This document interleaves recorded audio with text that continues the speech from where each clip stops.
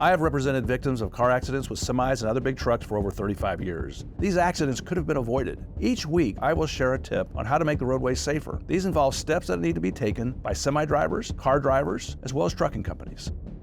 So this safety tip today is for trucking companies. Trucking companies allow their truck drivers to drive fatigued.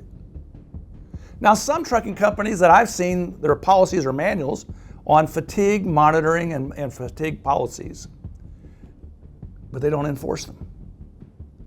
If a trucking company is not monitoring or have policies or procedures to deal with fatigued truck drivers, then they are allowing their truckers to drive in a dangerous condition.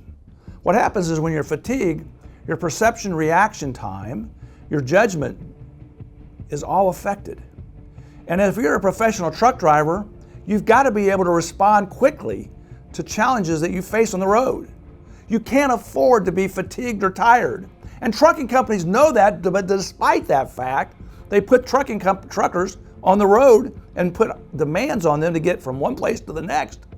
But they don't always monitor or educate the drivers. For example, I had a case where a truck driver had sleep apnea. And it was clear, it should have been clear, had a trucking company had a good policy on detecting problems, they could have talked to this truck driver. They would have found out that he was loud, he snored, he was a loud snorer. His neck size was over 17 inches, which is a sign of sleep apnea. He was over 50 years old, which is another indicator. He was African American, which is again, African Americans have a higher increased risk of sleep apnea. He had high blood pressure. He was overweight. He had gained a lot of weight. Now, all those are signs that they had people seeing him and talking to him every single day. But despite that fact, they never asked. He had to go through a medical exam for this to get his CDL, but the trucking company was using a company that was more interested in getting their drivers on the road than they were on detecting safety issues like sleep apnea.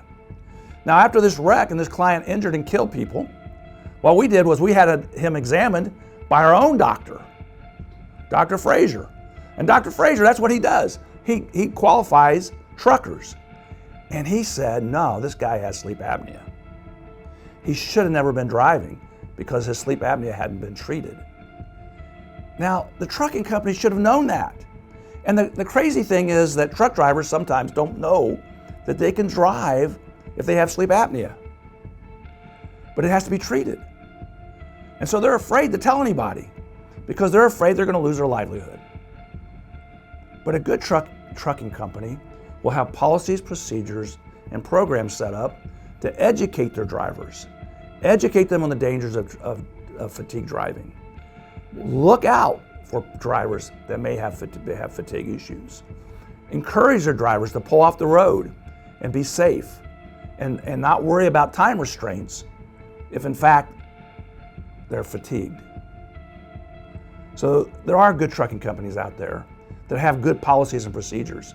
And I'm proud to say that one of the cases that I handled, my clients refused to settle. They refused to settle unless the company changed their fatigue driver policy. And they agreed to do that.